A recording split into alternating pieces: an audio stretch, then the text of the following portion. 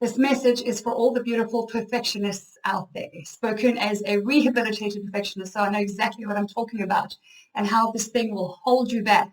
Years ago, was I a perfectionist? Hell yes, without a shadow of a doubt. Due to all kinds of different reasons and trauma and abuse and everything, the spirit of control sets in. I'm going to tell you exactly what that looked like. And a pure perfectionist was produced. And boy, was that just not a fun way to live. So as a result of a pretty traumatic past, by the time I got to my early 20s, I had, as a teenager, but even in my early 20s, you're going to think I was a little bit crazy. I had developed some pretty OCD habits. If I chewed twice on this side, I must chew twice over here. If I scratch the side of my head, I've got to scratch it over there. If I take 10 steps on the pavement and I step over a crack in the tiles on the left, I've got to find a crack now to step on the right. I only did things in even numbers. So when I went to the cinema, I would only sit in an even row in an even numbered chair. So row number 4, seat number 8, for example. Why? Because I must have developed such a sense and a desperate need for balance, for rightness, for justice. Now, this is just psychology 101. That I had to balance things out. I just wanted things to be right. I wanted the left to be right with the right. I wanted the right to be okay with the left. I had a sense of justice that developed some serious OCD habits. Not helpful, very unhelpful.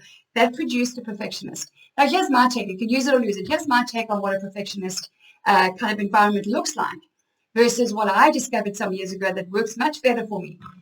Perfectionism really is only for people who've got too much time on their hands. Think about it. When you're a perfectionist, and perfectionism really is, it does everything to prevent flaws, faults, mistakes, errors, and of course, as professionals, as women in the marketplace, or as women in our home, we want to prevent mistakes and things, but you cannot succeed without mistakes. You cannot grow and learn and really master your craft without really screwing it up first. I haven't found a better way. If you have one, you can let me know. But a perfectionist has too much time on her hands. She will do something over and over and over and check it and go back and check it. And perfectionism has an insatiable appetite for time. And so it goes and steals time from where? Well, from the places you take action in your life. So launching that book or making that call to, your sales call or to someone that you don't want to make sure, or writing that book or going to the gym, or it steals time from action because it wants this thing to be perfect. This is just what I figured out 7, 8, 9 years ago when I decided I don't want to live like this anymore. And then I realized, well, hang on a second. But that same desire in me that wants to get it right, that wants to make it really, really good and perfect, is actually a spirit of excellence. I have inside of me, in my DNA, a spirit of excellence. How do I know? Well, I was created in the image of the Creator. So I have inside of me a very high level of excellence.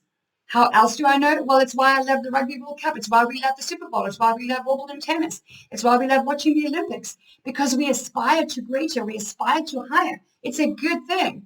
Don't let anybody tell you that if you want more in life, you should just be grateful for what you have. That's a lack of gratitude. That's bullshit. That's total BS. That's religious nonsense.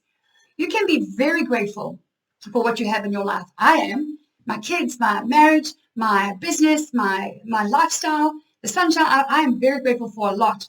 And I'm very driven. I'm very competitive. I'm ambitious. There is so much more. We don't have a clue, actually, what our bodies and our minds and our brains are capable of. The mind that controls the brain that moves the body forward, we don't actually have a clue. Never mind tapping into our spiritual power that was given to us. We don't have a clue. So moving forward and being competitive and ambitious is a good thing. So replace your perfectionist with the truth, which is you have a spirit of excellence. That spirit of excellence is going to have you get up, dress up, be that bold light on a hill, put your best foot forward, bring something beautiful, valuable, and powerful to your corner of the world. But it's going to be okay if there are flaws and errors. Your spirit of excellence will maturely deal with the error, see it, learn from it, grow from it, fix it, and move on. That's how we learn. It's like how a baby starts crawling and then stands up and falls. It's how we crawl first and then we stand up and then we topple over. Then we kind of get it right. There has to be human error. Otherwise, we wouldn't be human. There has to be an acceptance of this may not work, or let's bring it down to beauty. Let's bring it down to fashion and let's talk about like false lashes. Like in the beginning, like years ago, because I love lashes, I've got teeny tiny little, almost no lashes. And so I've discovered lashes a while ago. I'm like, man, this is the best thing since like hot pink. And I used to spend like ages, like in my hotel room or in my bedroom before I went to work and putting these things on, especially putting them on before camera or a conference. And then it wasn't perfect. I would take it off and then I go, geez, this is just not how I want to spend my morning. I'm getting frustrated and irritated, and I got a bunch of glue. So I decided I'm going to do my best to place them. I watched one YouTube video, and then I have had times when my lashes actually come off during a Zoom call that I'm hosting. I've had times where my lashes come off at a conference. Oh well, is it ideal? No. What am I going to do about it? I look at what I did here, and I see, oh, there's no glue in the corner. That's why I kept on lifting and coming off. I mean, that's a silly little example. But when it comes to your wardrobe, when it comes to your presentation, don't look for perfection. Look for the spirit of excellence inside of you. That's going to draw you to certain colors. It's going to draw you to certain styles. And you're going to get up, dress up, and you're going to do more of the thing that's important, which is taking action in the direction of your goals and your identity than sitting and being perfectionist about something. So how do you start? Well, stop calling yourself a perfectionist. And also don't call others a perfectionist. It's not a compliment at all. It's not, in my experience. There's much more of a negative connotation with that than positive. I've asked, I've surveyed, I've looked, I've listened, I've observed, I've done it myself and with my clients. Perfectionism, in my experience, holds you back.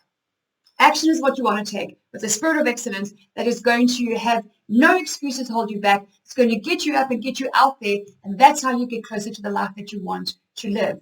So stop calling yourself a perfectionist. If you see somebody else who is really good at what she does, say, oh, wow, you're such a perfectionist. No, just say, wow, you've got such a spirit of excellence. Think about how that sounds. You're such a perfectionist. Like I met someone recently, beautiful, and like her. And she's like, you're a perfectionist. I'm like, actually, I'm not. She's like, no, you are. I was like, no, I'm not. I used to be. And she's like, you are definitely a perfectionist. So I said to my husband, would you say I'm a perfectionist? And he's like, no, you used to be, but you're not anymore. He said, but you have a high standards and a spirit of excellence that I see you crafting every day. So there's a difference, a big difference. So stop talking about the perfectionist in you. Otherwise, you're just feeding that monster.